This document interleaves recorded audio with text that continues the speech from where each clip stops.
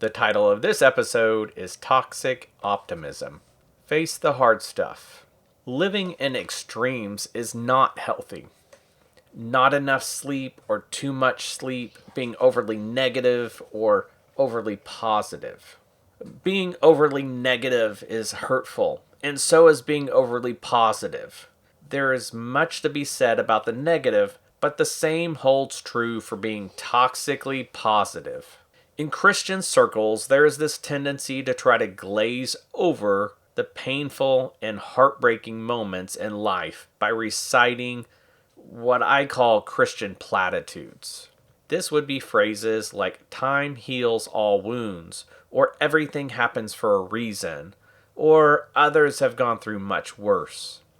Debra Fileta says that toxic optimism is when we hide behind a positive perspective instead of truly dealing with the hard things. It's unhealthy to live in a state of negative thinking. Likewise, it's unhealthy to ruminate on all the horrible things in life. It's also unhealthy to pretend that they don't exist. It's important that we allow ourselves to feel the difficult emotions. It's important for us to remember that God is with us on the mountaintops and He is also with us in the valleys. Psalms 34:18 of the NLT says, "The Lord is close to the brokenhearted. He rescues those who are crushed in spirit."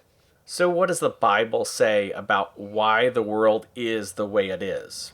If we look to the Bible for an explanation of why the world is as broken as it is and as painful as it is, we will find loads of verses explaining the brokenness we see every day.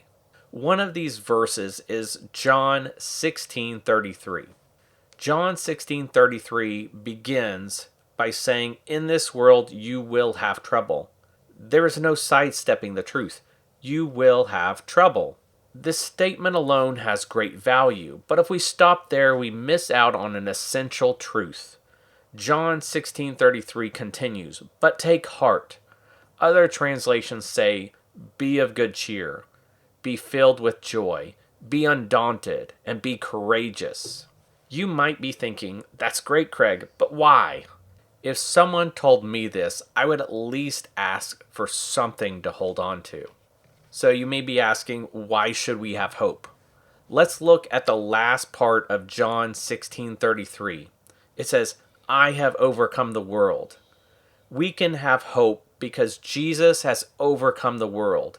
He has beaten all of the challenges we face. Now, I am not trying to suggest that this solves all of our current struggles or all our current problems, because it doesn't.